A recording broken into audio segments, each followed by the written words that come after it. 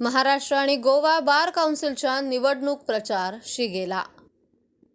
पुणे येथील ज्येष्ठ विधिज्ञ ॲडव्होकेट सोनवणे राणी मणिक या निवडणुकीच्या रिंगणात। नगरच्या मतदारांकडूनही उत्स्फूर्त प्रतिसाद। महाराष्ट्र आणि गोवा बार काउन्सिलच्या 25 जागांसाठी येत्या 24 मार्च रोजी निवडणूक होत असून यासाठी प्रचारानं वेग घेतलाय। पुणे येथील शिवाजीनगर न्यायालयात 26 वर्षांपासून कार्यरत असलेल्या ज्येष्ठ विधिज्ञ ॲडव्होकेट सोनवणे राणी मणिक या निवडणुकीच्या रिंगणात आहेत। प्रचाराच्या निमित्तानं ॲडव्होकेट सोनवणे यांनी नगर जिल्हा न्यायालयातील ज्येष्ठ विधिज्ञ आणि मतदारांची भेट घेऊन पाठिंबा देण्याचं आवाहन केलं। यावेळी त्यांनी महिला वकिलांसाठी स्वतंत्र स्वच्छतागृहे, स्वतंत्र कक्ष आणि सर्व वकिलांच्या कल्याणासाठी विविध योजना राबवण्याचा निर्धार व्यक्त केला। वकिलांच्या हक्कांचे आणि हिताचं रक्षण करणं हेच आपलं मुख्य उद्दिष्ट असल्याचं सांगितलं। या भेटीदरम्यान नगरमधील वकिलांकडून त्यांना उत्स्फूर्त प्रतिसाद मिळालाय।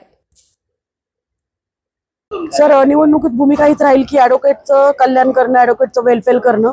जर आपण बघितलं तर बार काउन्सिल महाराष्ट्र आणि गोवा ही वकिलांची शिखर संघटना आहे आणि वकिलांच्या सगळ्या समस्या सोडवण्याचं काम करते।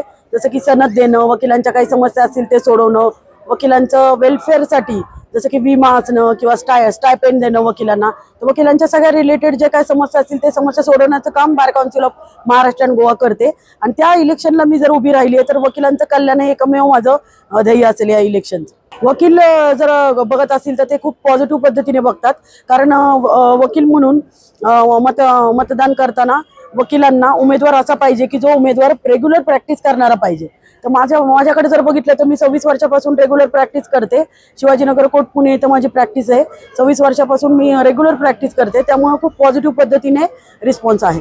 जवळजवळ सगळीकडे जर बघितलं तर महिलांच्या वॉशरूम पासून सुरू आहे।